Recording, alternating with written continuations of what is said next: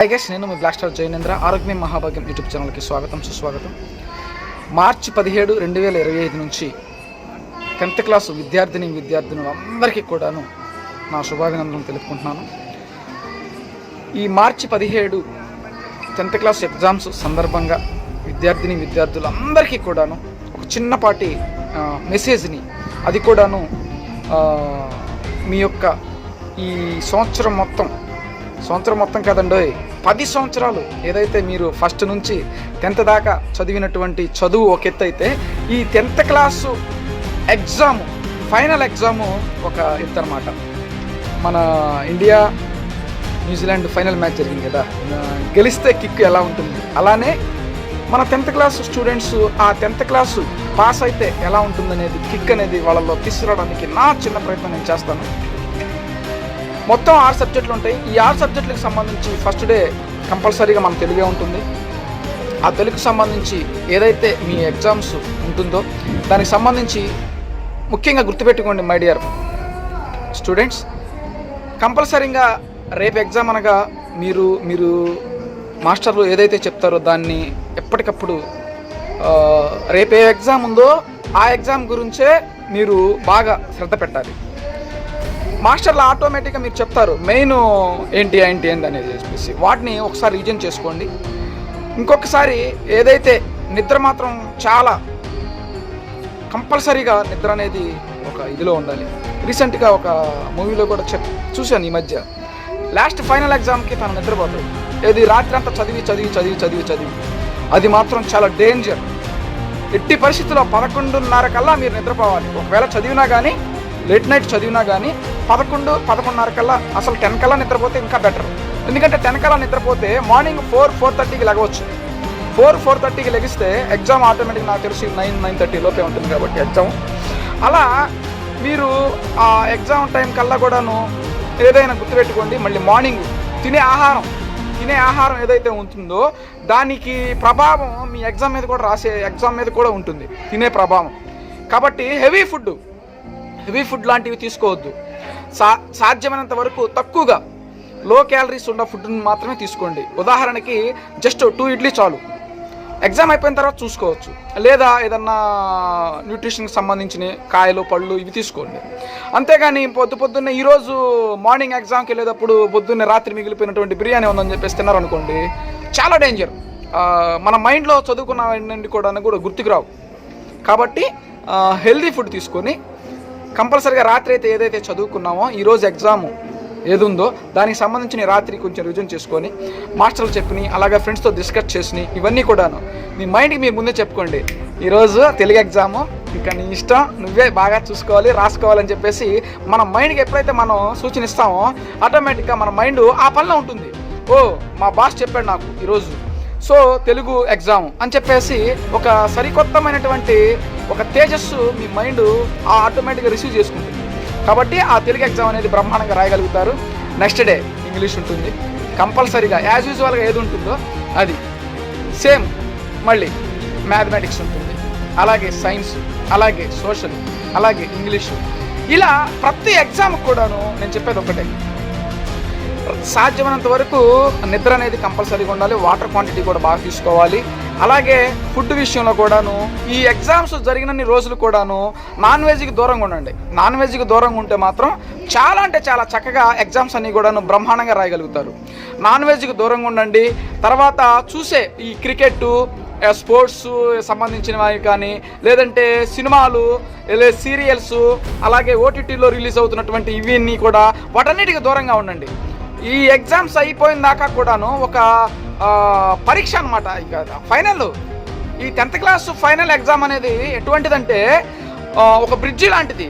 నువ్వు ఈ చివరి నుంచి ఆ చివరికి వెళ్ళాలంటే బ్రిడ్జి అనేది కనపడతానే ఉంటుంది, కానీ దాటాలంటే పర్మిషన్ ఉండాలి. ఆ పర్మిషనే 10th క్లాస్ ఫైనల్ ఎగ్జామ్. ఆ పర్మిషన్ కనుక నువ్వు పాస్ అయ్యి బ్రిడ్జి రాయల్టీగా ఇలా ఎగరేసుకుంటూ వెళ్ళొచ్చు. అదే తప్పేమంటే నీకు పర్మిషన్ ఇవ్వరు, వెనక్కి రావటమే. కాబట్టి నువ్వు చదివిన చదువంతా ఇక్కడ ముఖ్యంగా గమనించుకోండి స్టూడెంట్స్, మన తల్లిదండ్రుల ఆశల కలలు అంతే. ఎందుకంటే మా అబ్బాయి 10th క్లాస్, మా అమ్మాయి 10th క్లాస్, మా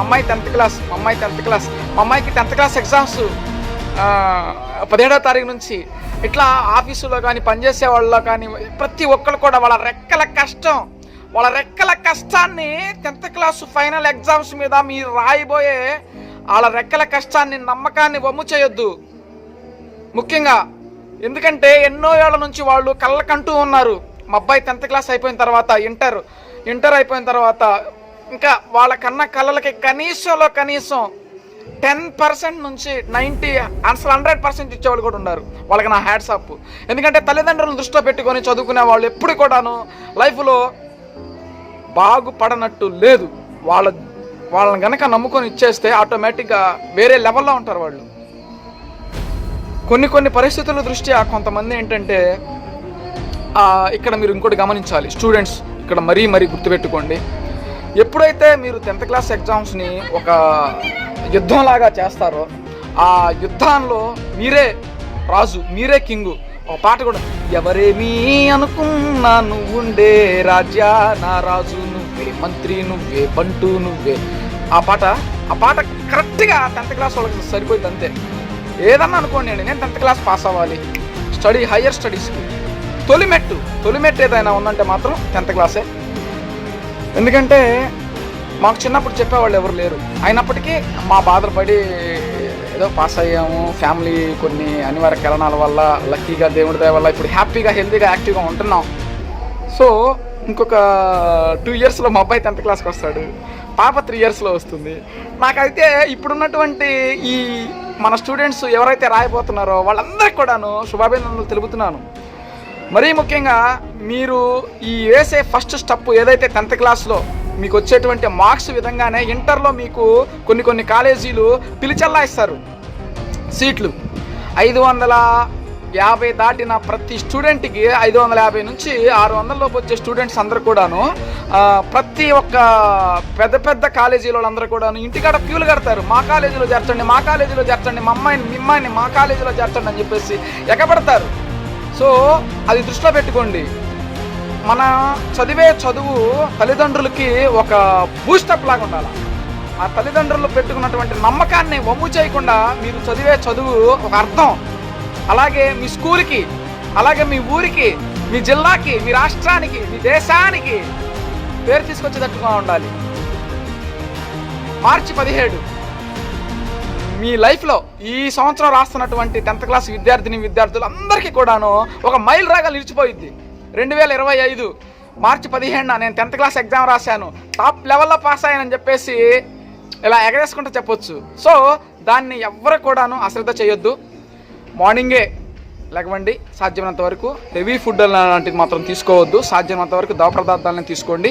ముఖ్యంగా అమ్మా నాన్న మాటలు ప్లస్ ఏదైతే మీ స్కూల్ టీచర్స్ ఉంటారో వాళ్ళందరూ మాటలు వినండి. అలాగే చెప్పాను కదా, ఈ ప్రసార మాధ్యమాలు వీటన్నిటి గురించి సంబంధించి వాటిని మాత్రం చూడొద్దు అసలు. టీవీ సీరియల్స్, సినిమాలు, ఓటీటీస్లో వచ్చేటువంటి వెబ్ సిరీస్లు, అలాగే క్రికెట్, స్పోర్ట్స్ కానీ ఏవైనా సరే కొన్నాళ్ళు జస్ట్ ఈ ఎగ్జామ్స్ అయిపోయిన దాకా చూడకుండా మీ యొక్క భవిష్యత్తుకి పునాది వేసుకునేటువంటి అవకాశం మీ చేతుల్లోనే ఉంది. సో ఇంకెందుకు ఆలస్యం, గెట్ టు రెడీ అంతే. సో మరొకసారి 10th క్లాస్ పరీక్ష రాస్తున్నటువంటి ప్రతి విద్యార్థులందరికీ కూడాను ఈ బ్లాక్ స్టార్ జయనేంద్ర తరపున మరొకసారి శుభాభినందనలు తెలుపుకుంటూ జై హో. మీ యొక్క విజయం నాకు చాలా ఆనందాన్ని ఇస్తుంది. Thanks to all. Thank you God, thank you universe. ఆరోగ్యమే మహాభాగ్యం, ఆరోగ్యమే మనందరి భాగ్యం.